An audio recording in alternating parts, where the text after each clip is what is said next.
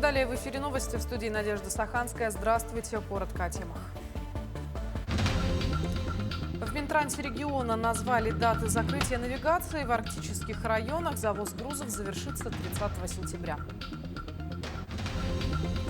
Прокуратура Хангаласского района добилась защиты прав семьи с ребенком-инвалидом на получение просторного и благоустроенного жилья. В ситуации разбиралась наш корреспондент.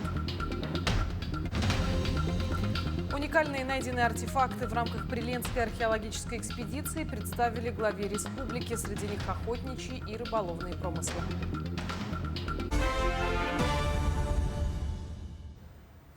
Завоз грузов в арктические районы Якутии завершится 30 сентября. В соответствии с распоряжением Росморречфлота установлены сроки закрытия судоходной обстановки в Ленском бассейне. Так, арктическая навигация на Индигирке завершилась 10 сентября. 16 сентября завершилась навигация на реке Яне. На реке Колыме на участке завершения навигации планируется в первых числах октября. Навигация на реке Лени завершится 16 октября. На сегодня паромные переправы работают в штатном режиме. Исходя от гидрологической обстановки и природно-климатических условий, паромная переправа по направлению Якутск-Нижний Бестях планирует завершить работу ориентировочно 15 октября. Точные даты закрытия переправ будут уточнены, исходя из погодных условий. В Горном Улусе со 2 сентября во всех жилых домах, а также в административных и социально значимых объектах полностью запущено центральное отопление. В этом отопительном сезоне будут работать 23 котельные. Из них 11 работают на природном газе, 4 на газовом конденсате и 8 на угле. В этом году в целом по Улусу проведена работа на сумму в 13 миллионов рублей. В частности, в Молтанинском, Маганинском и Адунинском наслегах были заменены 4 котла. К началу зимы запасы топлива на всех центральных котельных полностью загружены и готовы к работе уже сегодня. В Шологонском и Капитинском наслеге велись работы по устройству надземного компенсатора. Во всех котельных имеется котельное топливо. Все дежурные рабочие на местах готовы к отопительному периоду. Прокуратура Хангаласского района добилась защиты прав семьи с ребенком-инвалидом на получение просторного и благоустроенного жилья. До этого девочка с тяжелым заболеванием иммунной системы вынуждена была жить с родителями в тесной однокомнатной квартире. Подробности этой истории расскажет Виолетта Засимова. У покровчанки Юлианы Беспаловой 2 дочки. Младшая родилась с серьезным заболеванием иммунной системы, которое начало проявляться в возрасте 1,5 лет. В то время женщина с ребенком жили в деревянном, частично благоустроенном доме. И учитывая диагноз девочки, проживание там было категорически невозможно. Тогда Юлиана впервые обратилась за помощью в администрацию города. Я просила, плакала, умоляла, что это угрожает жизни, как бы. Возвращаясь, просто тяжело. Мне разводили руками, говорили: ну вот, вы поймите нас, у нас ничего нету. Я говорю... Параллельно с борьбой за достойные условия Юлиана с дочерью проходили длительное лечение в Москве. Там девочки неоднократно проводили пересадку костного мозга, поскольку первые попытки трансплантации донорского материала не приживались. Проведя почти год в столице, Юлиана с дочкой вернулись в Покровск, где им выделили на временной основе однокомнатную благоустроенную квартиру. Выбора не оставалось, и женщина согласилась на такое жилье, где для девочки, нуждающейся в стерильности, условиях, создали практически вакуумную среду. Сделали там планировка такая, что вот комната и вот такой вот раз закуточек. И там мы ей сделали как бы комнату. Единственное, я боялась, что зрение и маленькое вот это вот пространство ее, что не дай бог там микробы начнут собираться, что проветрить я не могу так, как оно должно быть. Однако и в этой квартире стало невозможно жить. Врачи настоятельно рекомендовали переехать в жилье, где у девочки должна была быть отдельная комната, отвечающая всем медицинским требованиям. Как любящая мать, Юлиана вновь решила бороться за достойные и безопасные условия проживания для дочки. В этот раз ее союзником стала прокуратура района. В ходе проверки прокуратуры Хангаласского района установлено, что согласно договора краткосрочного найма жилого помещения от 8 апреля 2024 года Беспаловой предоставлено жилое помещение, расположенное по адресу город Покровск, улица Пионерская, дом 8, корпус 1, которое не отвечает санитарным и техническим требованиям. По установленным нормам предоставления общей площади на каждого члена семьи с учетом права несовершеннолетнего ребенка-инвалида. Была проведена прокурорская проверка, и в адрес главы города Покровска внесено представление с требованием устранить нарушение прав семьи с ребенком-инвалидом. В итоге семье подобрали просторную 4-комнатную квартиру, где у девочки наконец появилось свое безопасное пространство. Это вот дочина комната, ее уголок. Она счастливо просто. Ну, здесь еще вот планируется компьютер повешать ей, все это есть, просто еще все не разобрано, много всего. Уже месяц семья Беспаловых осваивается в новой квартире, потихоньку делая косметический ремонт и планируя долгожданное новоселье. Для Юлианы это не просто квадратные метры, а залог здоровья и спокойствия дочери. Теперь, когда у девочки есть собственная безопасная комната, семья Беспаловых наконец-то может вздохнуть с облегчением.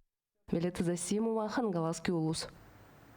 В поселке Уснера подвели итоги масштабного педагогического форума. Мероприятие длилось 2 дня и включало работу более 20 тематических площадок.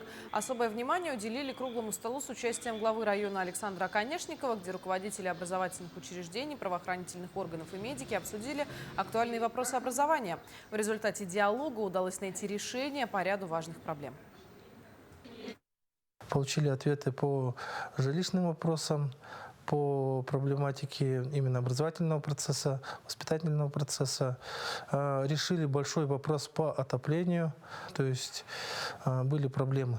Но в нашем районе эти проблемы были решены. Также наши сотрудники получили много методической помощи от управления образования, ну и, конечно же, наших наставников и наших тьюторов, которые работали на площадках. Уникальные найденные артефакты в рамках Приленской археологической экспедиции представили главе республики. Среди них охотничьи и рыболовные промыслы, домашняя утварь и городские ремесла. В экспозиции представлены лишь некоторые артефакты, полученные в результате археологических раскопок. Все они иллюстрируют своеобразие материальной культуры и быта горожан XVIII и начала XX веков. Открыли такую небольшую камерную выставку, которая приурочена к этой замечательной дате. Здесь мы представили некоторые результаты наших исследований последних лет по изучению культурного слоя исторической части города. Эта экспозиционная площадка нашими экспонатами будет занята до конца ноября.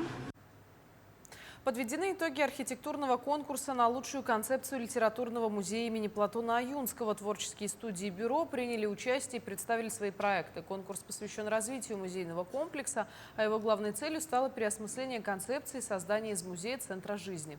Проект, созданный архитектурным бюро «Номада», вместе с дизайн-студией «Сулусчан», признан победителем. В конкурсе принимали участие 5 команд. Музей Аюнского не просто так был он выбран, потому что, во-первых, он сам объект очень достаточно важный, такой интересной архитектуры, подчеркивающий традиции и национальную культуру. Не будем забывать, что это еще единственный объект в Якутске, который действительно был построен для музея. Задача была как раз оживить пространство возле объекта и внутри, то есть даже были предложения по внутренним изменениям, по внутреннему функционалу. Начался прием заявок для участия в фестивале якутской анимации «Току-фест». Событие пройдет в столице республики в октябре. Уже в 3-й раз, как отмечают организаторы, в прошлом году фестиваль собрал свыше 2000 участников. Программа мероприятия обширна. Она включает 4 творческих конкурса и 3 направления работы.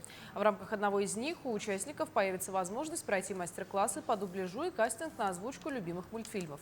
Ну а самая зрелищная часть фестиваля ожидается в последний день – на праздники для детей. Организаторы сообщают, к работе фестиваля подключены ведущие эксперты России. Записаться на участие и прислать свою работу можно на сайте tokufest.nvk.ru. В рамках фестиваля у нас проходят 4 творческих конкурса. Основной из них – это конкурс анимации. Прямо сейчас ведется прием работ. Участники от 12 до 35 лет могут участвовать. Они должны показать свои скиллы. И проходит отбор участников, которые соберутся на интенсиве 16-17 октября. И уже тогда они будут бороться за главные призы. В Уфе показали якутский фильм «Там, где танцуют стерхи» режиссера Михаила Лукачевского. Премьера прошла в столичном кинотеатре «Родина». Показ стал возможен благодаря межрегиональному сотрудничеству Якутии и Башкортостана в сфере креативной экономики. Как прошла премьера, знает Айсена Бурнашова. На фасаде афиша якутского кино. В фойе «Якутская рыба» угощают каждого гостя.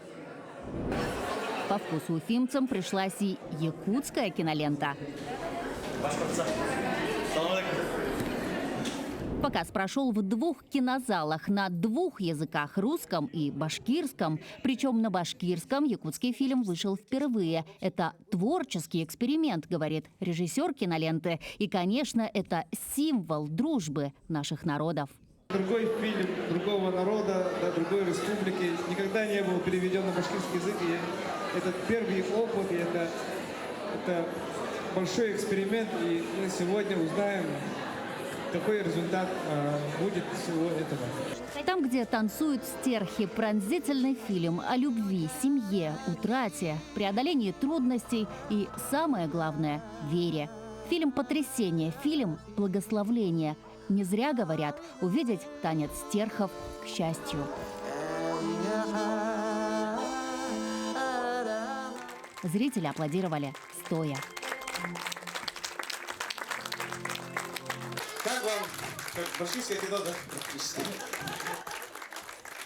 Я никогда до этого не работала вообще с якутским языком, если честно, но у меня такое удивление, насколько наши языки похожи. На башкирском языке очень понравился, как будто фильм снят в Башкортостане, природа очень понравилась. Надеюсь, что и башкирские фильмы они будут переводить на якутский фильм, на якутский язык. Спасибо. Показ якутского фильма в Башкортостане прошел в рамках межрегионального сотрудничества в сфере развития креативной экономики. Соглашение, о котором главы регионов подписали еще в июне этого года на полях Петербургского международного экономического форума. Соглашение подписано. Показ якутского фильма в Башкортостане – лишь первый шаг кинопартнерства. Впереди намечен прокат башкирского кино в Якутии. Премьеру ждем весной следующего года. Сейчас ведутся переговоры сторон. Айсана Бурнашова, Айтал Байтунов, Уфа, Башкортостан.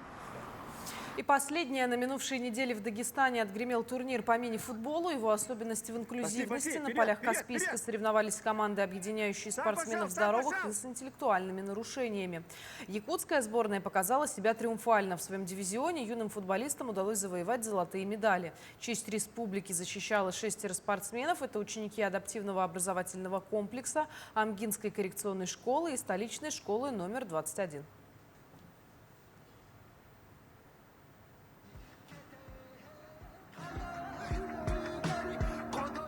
Мы следим за развитием событий. До встречи в итоговом выпуске новостей.